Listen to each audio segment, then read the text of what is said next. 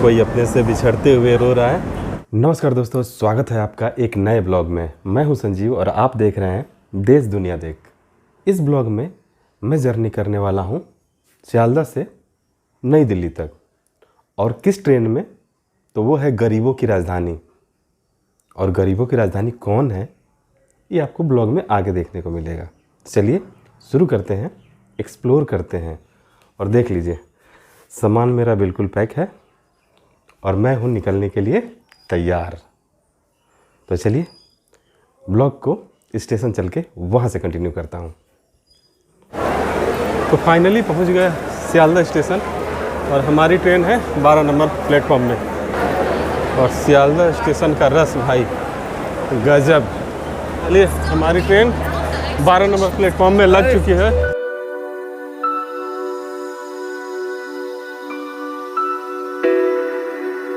इसमें pantry car available है, तो इसीलिए आपको सोचना नहीं है। खाने पीने का सामान आपको यहीं से मिल जाएगा, इसी ट्रेन से मिल जाएगा। और इस ट्रेन का खाना कैसा है यह भी हम टेस्ट करेंगे। ऑर्डर करने वाला हूं मैं रात का डिनर, और खाना कैसा रहता है उसका भी रिव्यू आपको देने वाला हूं। और खाना आपके खाने के लायक है कि नहीं यह आपको दिखाने वाला हूं।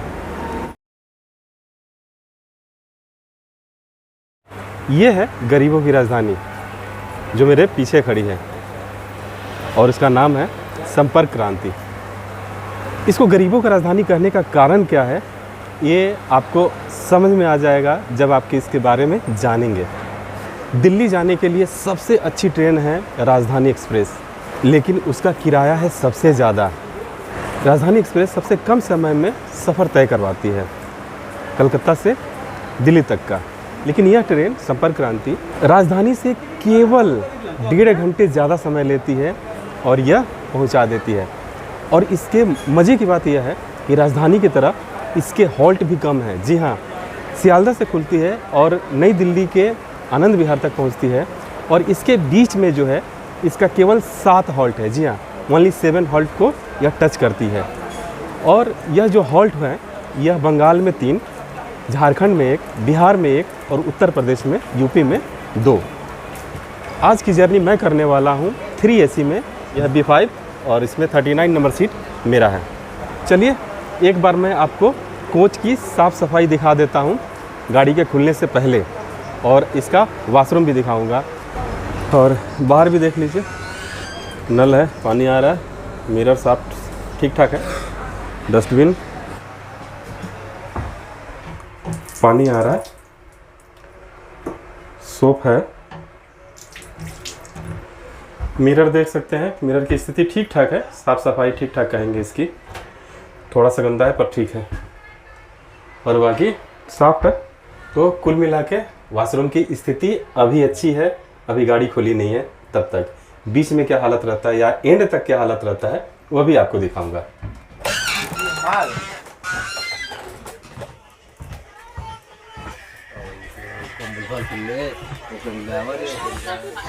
यह है अपनी सीट B39।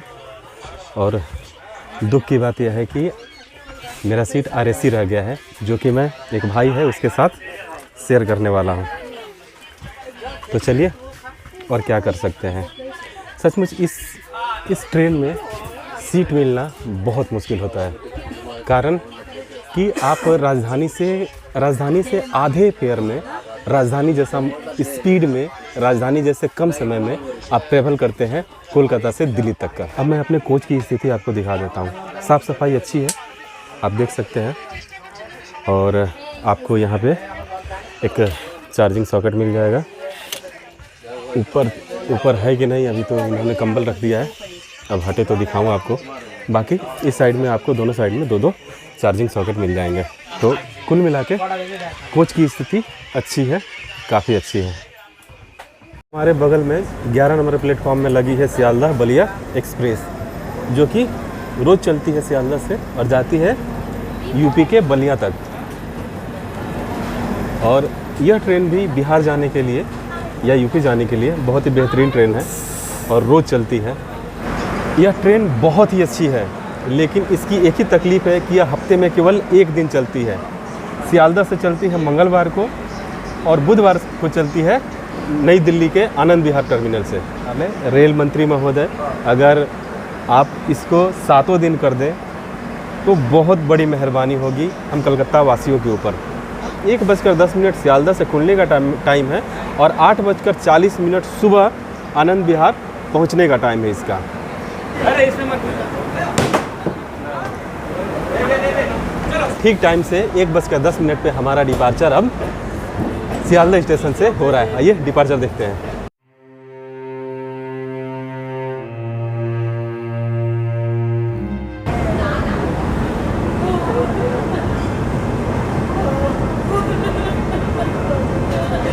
कोई अपने से बिछड़ते हुए रो रहा है।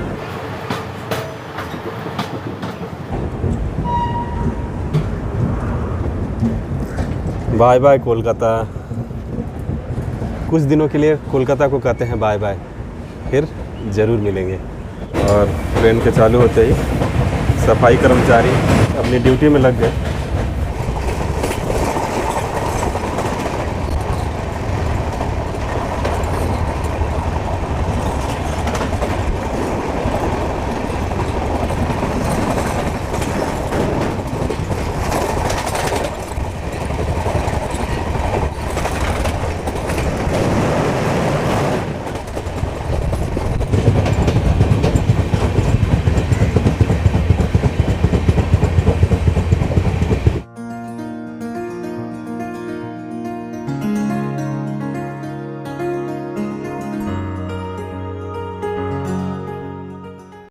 दक्षिणेश्वर स्किप कर रहे हैं हम,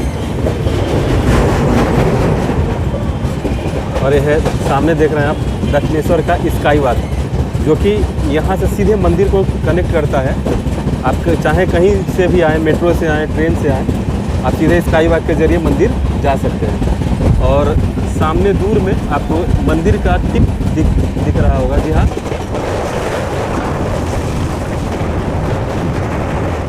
माँ दक्षिणेश्वर काली का मंदिर।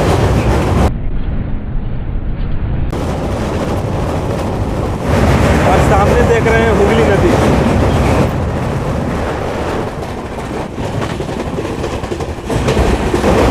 और यह नीचे जो लाइन आप देख रहे हैं, यह है हावड़ा मेन लाइन।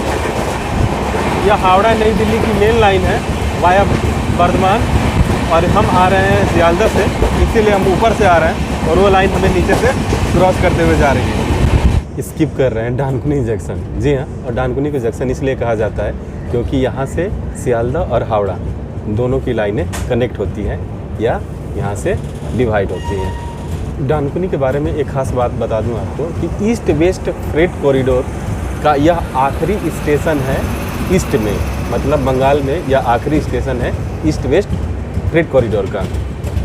आइए स्टेशन देखते हैं।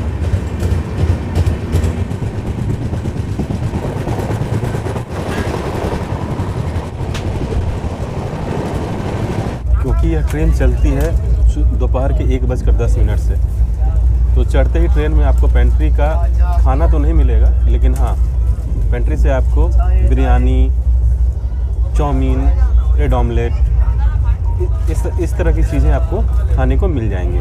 क्या रेट है ब्रेड ऑमलेट? 50। और चाउमीन 50, दोनों 50।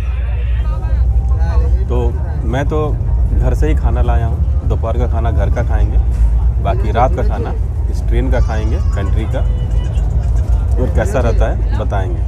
और घर के खाने का क्या रिव्यू है वो तो ऑलवेज एक नंबर होता है। खाना फिनिश करूँ फिर आपसे मिलता हूँ।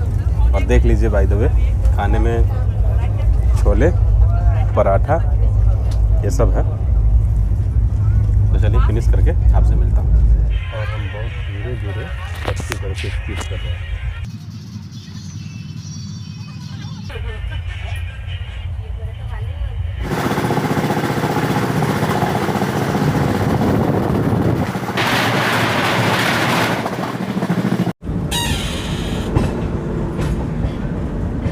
और देखते ही देखते हम पहुंच गए बर्धमान जंक्शन।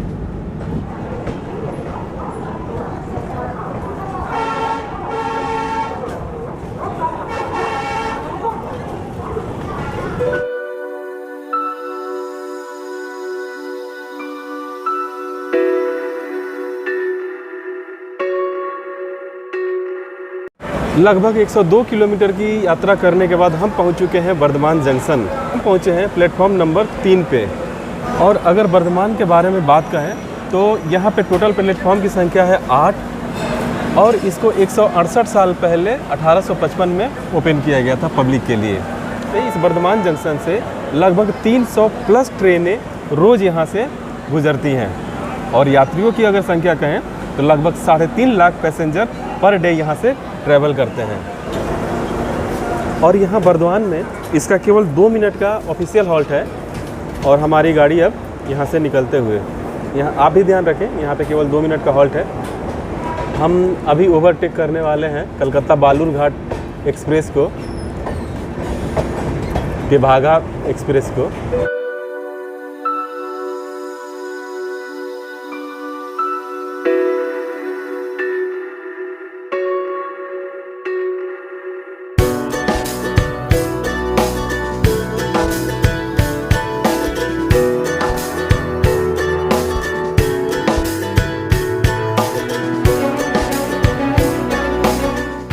तेभागा एक्सप्रेस ने तो हमें ओवरटेक कर लिया।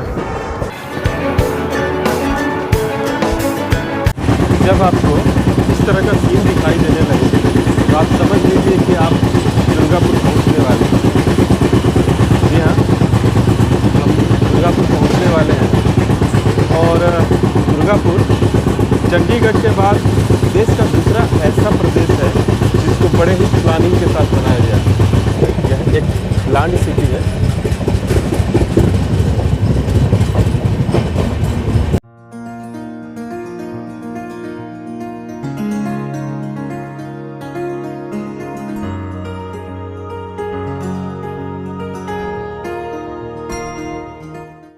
एक 166 किलोमीटर की जर्नी करने के बाद हम पहुंच चुके हैं दुर्गापुर और यह इस ट्रेन का दूसरा हॉल्ट है और यहाँ पे केवल इसका 2 मिनट का हॉल्ट है। हम पहुँचे हैं 3 नंबर प्लेटफॉर्म पे। और अगर दुर्गापुर के स्टेशन के बारे में बताऊं तो यह 1855 में बना था। टोटल यहाँ पे 5 प्लेटफॉर्म है। इसको पहले ईस्ट इंडिया रेलवे कंपनी के नाम से जाना जाता था और 2019 के अनुसार इसको देश का तीसरा सबसे क्लीनेस्ट साफ सफाई के मामले में स्टेशन घोषित किया गया था। इसका स्टेशन कोड है DGR और यह पश्चिम बर्धमान ज़िले में पड़ता है। सिग्नल हो गया, डिपार्चर लेते हैं।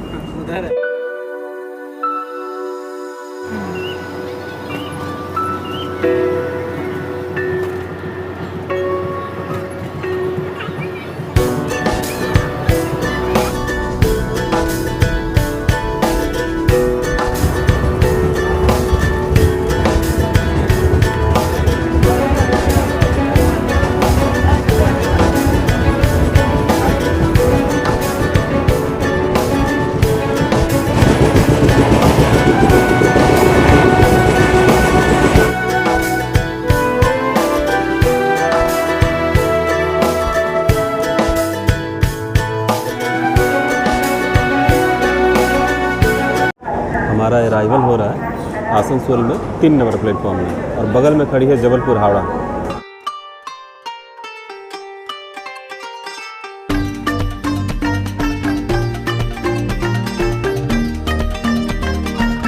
तो 208 किलोमीटर की जर्नी करने के बाद हम पहुंच चुके हैं आसनसोल और यह इसका तीसरा हॉल्ट है और यहाँ पे इसका 5 मिनट का हॉल्ट है। हम पहुँचे हैं 13 मिनट की देरी से और हम पहुँचे हैं 3 नंबर प्लेटफॉर्म पे। अगर इस आसनसोल स्टेशन की बात करें तो यह देश का 8वां सबसे बिजिएस्ट रेलवे स्टेशन है। यहाँ रोज़ लगभग 171 ट्रेनें यहाँ से गुजरती हैं और यह पश्चिम बर्धमान ज़िले में पड़ता है। यहाँ पे लगभग सारी एक्सप्रेस और प्रीमियम ट्रेनों का ठहराव है, केवल दुरंतो को छोड़कर। जी हाँ, और वह कौन सी दुरंतो है जो यहाँ पे नहीं रुकती है वह आप कमेंट करके बताएंगे। यहाँ प्लेटफॉर्म की संख्या है टोटल 7 और यह 1864 ईस्वी में बना था।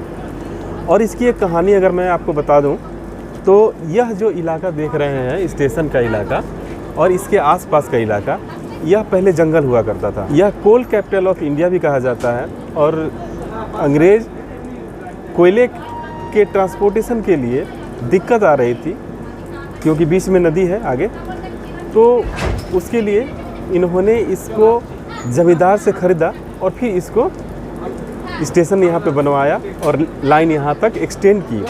और पहले इसको साहिबगंज लूप के नाम से भी जाना जाता था। चलिए डिपार्चर हो गया है, आइए डिपार्चर देखते हैं।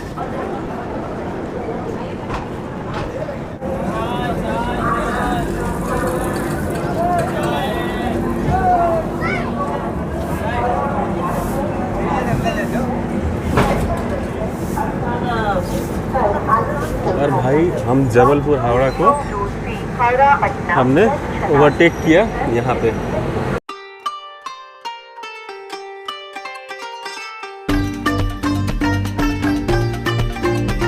पश्चिम बंगाल का यह दूसरा सबसे बड़ा और सबसे ज़्यादा पॉपुलेटेड शहर है आसनसोल। और आसनसोल में फुटबॉल के प्रेमी कितने हैं इसका अंदाज़ा आप इस बात से लगा सकते हैं कि छत के ऊपर ही यह पानी टंकी को फुटबॉल का रूप दे दिया।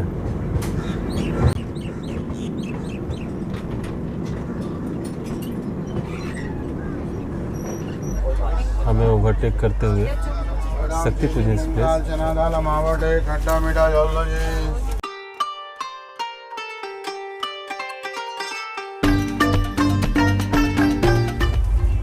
हम सीतारामपुर जंक्शन को स्किप कर रहे हैं स्लोली।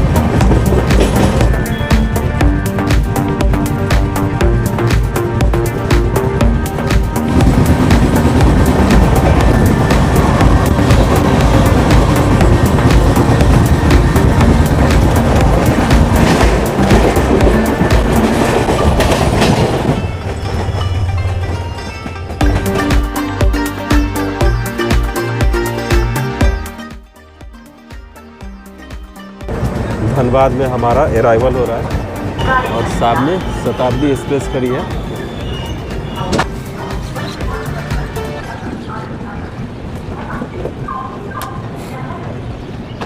...266 किलोमीटर की जर्नी करने के बाद हम पहुंच चुके हैं धनबाद इस ट्रेन के चौथे स्टॉप पे, जिसको कोल कैपिटल ऑफ इंडिया कहा जाता है। और इस धनबाद जंक्शन से यहाँ से लगभग 100 से ज़्यादा ट्रेनें यहाँ से गुजरती हैं और 1 लाख से ज़्यादा यात्री यहाँ से ट्रैवल करते हैं। यहाँ पे प्लेटफॉर्म की संख्या है 8। इस धनबाद जंक्शन को 1880 में ओपन किया गया था। इसका स्टेशन कोड है DHN। धनबाद जो है खुद एक डिवीज़न है और धनबाद डिवीज़न का मुख्यालय भी यहाँ इस धनबाद में है। हम पहुँचे हैं 3 नंबर प्लेटफॉर्म पे और 31 मिनट की देरी से।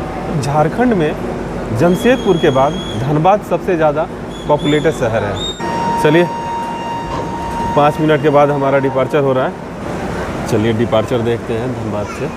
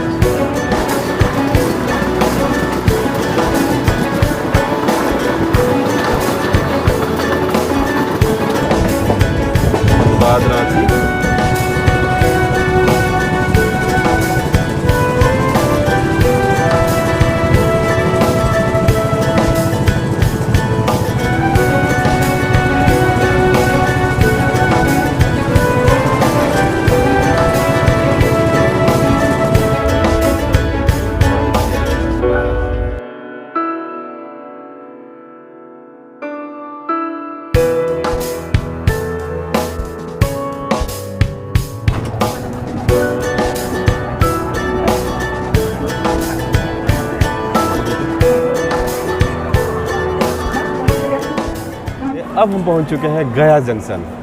जी हाँ, यह इसका 5वां हॉल्ट है और हम पहुंचे हैं यहाँ पे आधे घंटे के देरी से। 1 नंबर प्लेटफॉर्म पे पहुंचे हैं।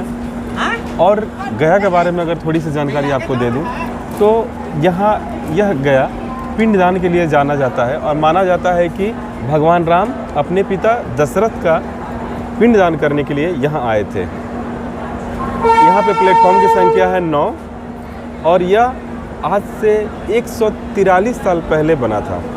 यहाँ पे इस ट्रेन का 5 मिनट का ऑफिशियल हॉल्ट है और यह पड़ता है ईस्ट सेंट्रल जोन में। इसका डिवीज़न पड़ता है मुगल सराय। अपना खाना भी आ गया है और मैंने वेज ऑर्डर किया है। तो वही कहानी तो सब ट्रेनों में लगभग वही है कि वेज खाने को भी बढ़ा चढ़ा के रेट लेना है। तो उसने कहा 130 रुपये की थाली है, मैंने कहा नॉर्मल वेज दीजिए, स्टैंडर्ड वेज थाली दीजिए जो कि रेलवे की है। तब जाके कहा 80 की है। मैंने ली है थाली, अभी स्टेशन आ गया तो इसीलिए मैं खाना छोड़ के आया हूँ सीट पे। तो चलिए जैसे ही गया से निकलते हैं, खाता हूँ, आपको खाने का रिव्यू देता हूँ। आइए गया से डिपार्चर देखते हैं और गया की भीड़ देखिए। और मेरे ख्याल से सारे लोग जो हैं वही स्नान और पिंडदान वगैरह के लिए आए हैं। नवरात्र है, थोड़ा होता है। अच्छा, और नवरात्रा चल रहा है उसके लिए देख लीजिए यहाँ पे। वह मैं इसको पहले अनपैक करूँ, फिर मैं आपको बताता हूँ कि इसके अंदर क्या क्या है। देखिए एक बार क्या क्या है। चावल, दाल, दही और ये सब्जी है। सब्जी आलू की केवल सब्जी है और इसमें रोटियां हैं। चावल हल्का गरम है, पराठा है 2 पीस। तो चलिए शुरू करें, पहले दाल से शुरू करें। कैसा है टेस्ट? दाल का थिकनेस तो बढ़िया है, मोटा है।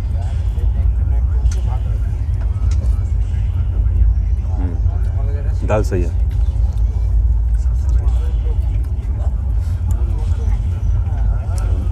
आलू की सब्जी ओके है। सब्जी आलू भरा हुआ है केवल, बाकी और सी चीज़ों का क्या ही रिव्यू दूँ। इसका दाल सबसे अच्छा है, लेकिन पराठे जो है बहुत सख्त हैं और आलू और मिक्स वेज है। इसमें बीन्स हैं और गाजर है, तो वो कहीं कहीं दिख रहे हैं गाजर और बीन्स। बाकी सब्जी ओके है, लेकिन दाल सबसे बढ़िया लगा हमको।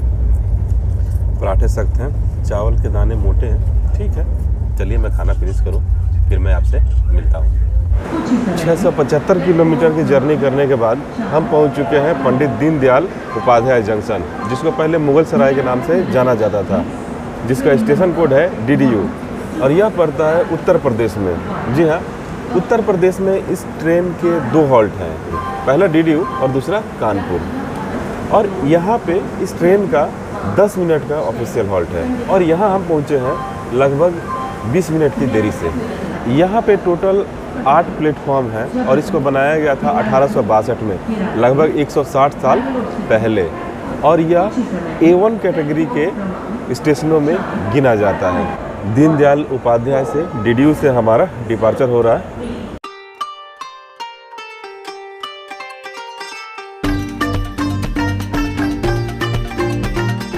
यहाँ से पर डे लगभग 3 लाख यात्री सफ़र करते हैं और यहाँ पे प्लेटफॉर्म की संख्या है 9।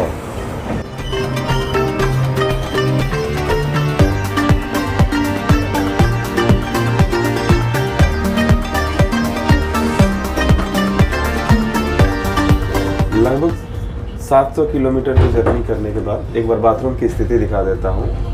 DDU के गुजरने के बाद बाथरूम की स्थिति अभी भी एकदम साफ है, नीट एंड क्लीन है। पानी अभी भी आ रहा है। सॉप डिस्पेंसर में सॉप अभी भी अवेलेबल है और बाकी बाथरूम ठीक ठाक है। तो 3 AC का बाथरूम अभी भी साफ है। तो साफ सफाई के मामले में इसको हम बढ़िया कहेंगे। अब रात हो चुकी है ज़्यादा, अगर मैं नींद में नहीं रहा, अगर मैं सोया नहीं, तो मैं आपको कानपुर ज़रूर दिखाऊंगा। नहीं तो मिलते हैं अगली सुबह। तब तक के लिए गुड नाइट।